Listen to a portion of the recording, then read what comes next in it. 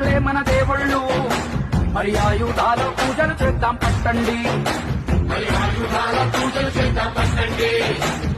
అమ్మోరు కన్ను తెరిసిన నవరాత్రి, ఇన్నాళ్ళ సింహ చీకటి తెల్లారే సమయం కుదిరి వచ్చాడయ్యో. అన్నం పెట్టే పనిముట్లే మన దేవుళ్ళు, మరి ఆయుధాల పూజలు చేద్దాం పట్టండి.